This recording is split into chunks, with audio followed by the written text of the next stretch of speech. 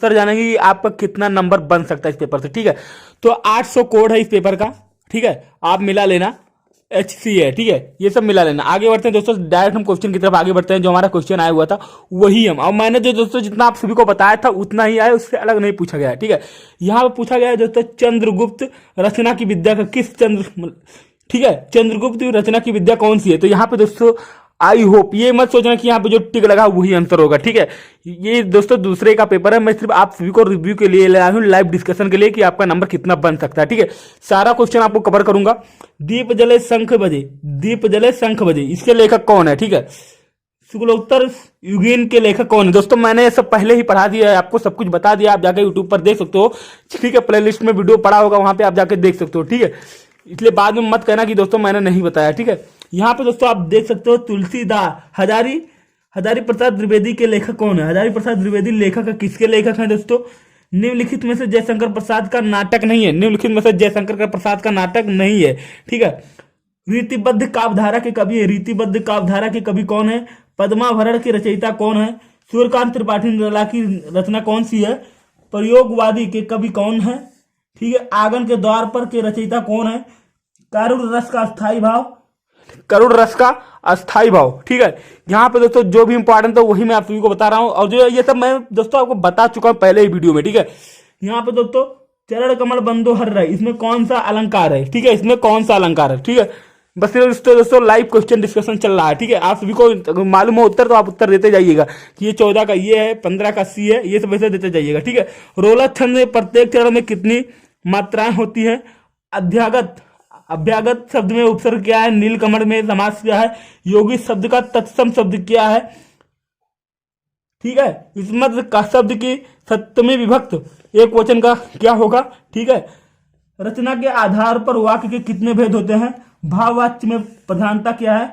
अभिकारी शब्द कौन सा है। ठीक है, ये सब दोस्तों मैं आप सभी को बता चुका हूं, बस आपको आंसर देते जाना है कि ये 14 का C है, 15 का C है, ये ऐसे आपको देते जाना है। ठीक है, बस यहाँ पर क्वेश्चन रिव्यू हो रहा है और कुछ नहीं हो रहा है। ठीक है, यहाँ पे आप दोस्तों तो खंडबा, खंड आग की तरफ आगे बढ़ते हैं। सॉरी दोस्तों, खंडबा। ठीक है, निम्नलिखित में से किसी एक गद्यांश पर आधारित प्रश्नों के उत्तर दीजिए। यहाँ पर दोस्तों कुसुम का जोर सबसे भयानक होता है। यह केवल नीति एवं सतबुद्धि का ही नाश करता है, बल्कि बुद्धि का भी क्षय करता है। ठीक है, ये दोस्तों मैं पहले आपको बता चुका हूं, आपको अभी बता दो। अभी कमेंट करो ये किस चैप्टर से लिया गया, अभी बताओ। ठीक है, मैंने आप सभी को बता दिया था कि ये ही आएगा, इससे अलग कुछ नहीं है। पूरा पेपर मिला लेना। ठीक है, वीडियो पड़ा होगा यूट्यूब पे, जाके देख लेना।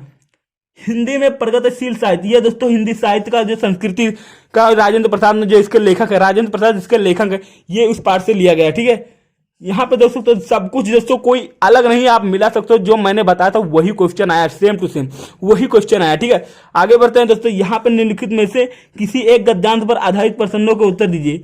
गोरज विराजे, ये दोस्तों उसमें से लिया गया है, श्री कृष्ण वाले से, कविता से लिया गया है। ठीक है, ये रसखान इसके लेखक है। ठीक है, सब कुछ मैंने दोस्तों आपको बता दिया है, फिर भी आप अगर नहीं करे तो वो आपकी गलती है दोस्तों, मैंने ही पहले इसके वीडियो दे दिया था आपको। बस सिर्फ ये लाइव डिस्कशन चल रहा है क्वेश्चन की आपका कितना नंबर बन सकता है। ठीक है, ये भी दोस्तों मैंने बताया, जब फूल झरता है फूल शब्द नहीं है, बच्चा गेंद उछालता है सदियों के पार, ये सब दोस्तों मैंने भी बता दिया था। ठीक है, आगे बढ़ते हैं दोस्तों। निम्नलिखित में से संस्कृत में से एक का संदर्भ सहित हिंदी में व्याख्या कीजिए। ये भी दोस्तों मैंने बता दिया था कि ये वाराणसी वाला जो पार्ट है, ये वाराणसी वाला हर हाल में ही आएगा, ये मैंने आपको बता दिया था। कोई ये डाउट नहीं है आपका कि मैंने नहीं बताया, सब कुछ आपका डाउट क्लियर कर दिया था। ठीक है, नीचे दिए गए संस्कृत श्लोक में से किसी एक का संदर्भ सहित लिखिए। ठीक है, ये दोस्तों मैंने नहीं बताया था, इसको मैं इसलिए गलत काट देता हूँ, ये मैंने नहीं बताया था। ठीक है, आगे बढ़ते हैं।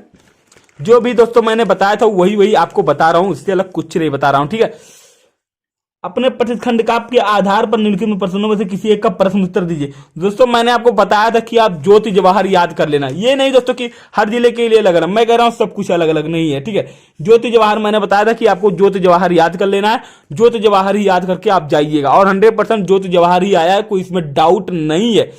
दिए गए लेखकों में से किसी एक का जीवन परिचय देते हुए उनकी एक प्रमुख रचना का नाम लिखिए। दोस्तों मैंने बोला था कि आपको जयशंकर प्रसाद का याद करने के लिए और आचार्य रामचंद्र शुक्ल का याद करने के लिए बोला था, और सेम टू सेम दोस्तों वही आया, इससे अलग कुछ नहीं आया है। ठीक है, मैंने बोला था आएगा तो आएगा और आ ही गया।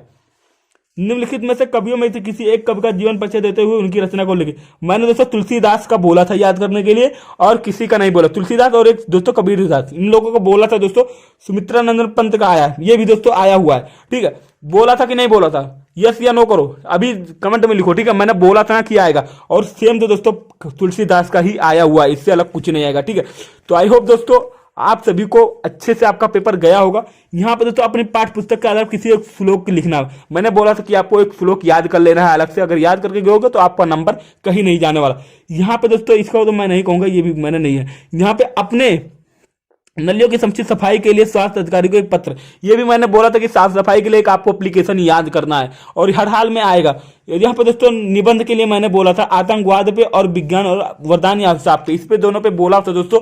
और देख लो आपके सामने है, जो भी परिणाम है सब आपके सामने है, और यहाँ पे आया ही हुआ है वो क्वेश्चन जो मैंने बोला था। आया है कि नहीं आया कमेंट में जल्दी से यस लिखो, ठीक है। सब कुछ दोस्तों आपका डाउट क्लियर हो गया। मैंने बोला था ना कि जो मैं कहूंगा बस उतना ही आपको याद करके जाना है, एक्स्ट्रा बिल्कुल आपको अपना दिमाग नहीं लगाना है, और सब कुछ दोस्तों वही आया है, ठीक है। तो इस बार दोस्तों आपको गणित में भी इसी तरह फोड़ेंगे, ठीक है।